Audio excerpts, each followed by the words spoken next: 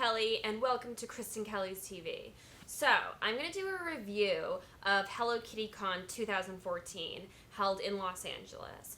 I'm a really big Hello Kitty fan, and I'm trying to give you guys an unbiased opinion and just tell you my experiences of the day. So, let's go over my process. So, today, I got up really early. I think I had 4 hours of sleep. I got my hair done, all like Harajuku-y. I picked out my outfit. I was really excited. I was like a little kid going to Disneyland. So we get there, and you get your ticket online, and it looks like this. It's like a printed out ticket. And then you bring it in, and they give you a badge. And each day is a different color badge. This is my badge for Thursday. And it was fun when we got in. I was really excited. Everybody was taking pictures of me. It was cool. The first thing we went to is we went to this area that there was shopping, and in that area I got this broom. It's this cute little broom. The same place that had this broom, they also had a tea set and an apron and all this other stuff that when playing with I fell in love with and wanted to get, and they were like, oh, we're all sold out of it, we'll have more tomorrow.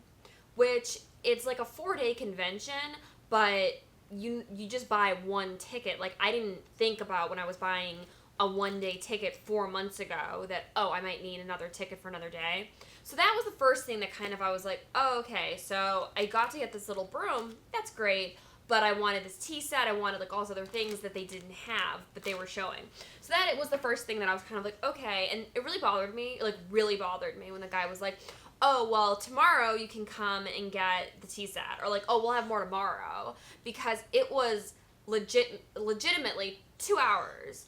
2 hours after the convention started. So in 2 hours, they sold out of their inventory. So that was the first thing. I was like, okay, whatever. And this was my only day to go to Hello Kitty Con. So that was the first thing. The second thing that kind of bothered me was there was a cafe, and I really wanted to get a Hello Kitty donut. They completely ran out of Hello Kitty donuts. And again, people were like, oh, well, tomorrow they'll have more. Which is, people didn't buy multiple day tickets. They only sell 1 day at a time tickets. And I didn't think, oh, I'm going to need multiple days. So, really wanted that. Whatever. The lines were really long. And I'm not talking about, a 10, 20-minute line. I'm talking about 2-hour lines. So you're looking at a 2-hour line to go into a store. You're talking about a 2-hour line to go get your picture taken with a cutout. So that was there was too many people at the event. I wish that they wouldn't have let as many people in.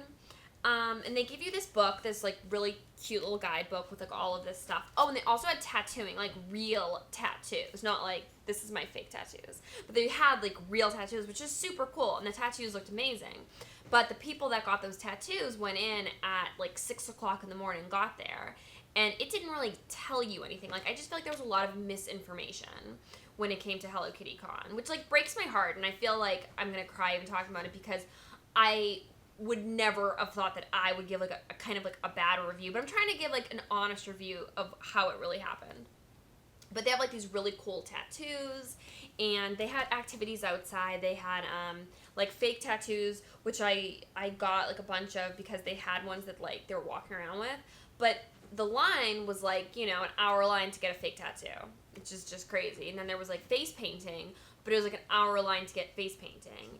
And they had caricatures, but it was an hour line to get caricatures. And it was an hour line for everything at least. And so then those were really the only free activities. And they had other stuff you could walk around and do. But I just felt they needed more activities to do. I felt they just should have done more stuff. They had this Hello Kitty cafe, which I thought that it was going to have Hello Kitty coffees and Hello Kitty cookies and stuff. So, and it was very misleading because they have Hello Kitty holding a cup of coffee on the bus. So I waited in line for 2 hours. I looked at my watch. So for 2 hours, I waited in this line for a Hello Kitty cup of coffee and a Hello Kitty donut. And I get up there, and all they had was macaroons, which I lived in Paris for a while. I hate macaroons. They're disgusting. They had macaroons, and they had, like, little cakes, and they had lollipops and, like, water. And by the time I got up there, I didn't really even want any of this stuff. But I was like, I've just been in a 2-hour line. Like, I'm going to buy something. So I ended up getting these little Hello Kitty Cafe, like, cakes, which are really cute. They were $15, these little cakes. They're adorable, but whatever. And then I got a Hello Kitty water, which was $4. But, I mean, it's cute, whatever. It's a water. And then I got, like, a little cake pop. And the girl hands me the stuff without a bag. And I was like, oh, do I not get a bag? And she's like, oh, and this is the bag I'm talking about, these cheap little tiny, like, reusable bags. I was like, oh, do I not get a bag? And she was like, oh, well, you have to buy $25 worth if you want a bag. So I had to get another pop just to get a bag to carry my stuff. So that in itself was like, okay, whatever. They were giving out these free tattoos, which was cool, but that was, like, the only thing they were giving out, which was kind of like that and some buttons, so whatever. Oh, and they also had these little hats that you could, like, wear to it, so that was cool, and they gave them out. And the booklets were cool, I guess. Oh, and then, like, just some other things that kind of rubbed me the wrong way is that Hello Kitty is for everyone. Hello Kitty is not for just adults. Hello Kitty is not just for kids. Hello Kitty is for everybody. You can never have too many friends, right? That's what the Hello Kitty saying. Like, the guy that handed these out, they're like these little Lego things. And it was like handing them out to all these people. And I went up and I'm like, oh, can I get one? And he literally looked me in the eyes and said, oh, well, yeah, I'll give you one, but they're really just for the kids. What? Like, you're at a Hello Kitty convention. Like, there were so many adults there, which really kind of made me feel like, what? Like, I'm not good enough. I don't deserve, like, you know, a present that all these little kids are getting. And it just, like, kind of makes me feel like I don't have kids. And, yeah, I want kids maybe in, like, 10 years. But, yeah, I don't have kids. I don't have a kid to bring to this event. So what? Just because I don't have a kid to bring to this event, like, I can't get something? Like, I paid a ticket to come here. I clearly like Hello Kitty. Like, look at me. Like, it's just, I don't know. So that kind of bothered me.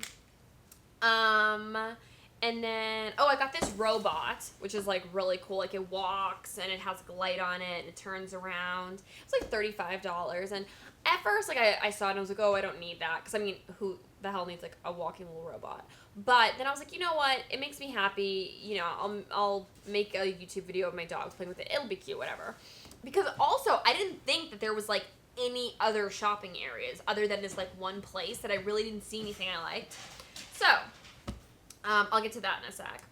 Oh, so there was a costume contest, which I really feel like, once again, the planning was really bad at the costume contest because they had people that legitimately did not have costumes. Like, it was just, like, crazy because, like, I walked up to do the costume contest, and all these people were like, oh, you have to sign up in advance. I was like, well, how the hell did you sign up in advance? Like, who would you know to go to? So that in itself was like, blah, blah, blah. So then the costume contest, like, starts, and it's, like, this huge line of people. And some of the people did not have costumes. Like, this girl was wearing all black. I'm not even joking you. Complete black.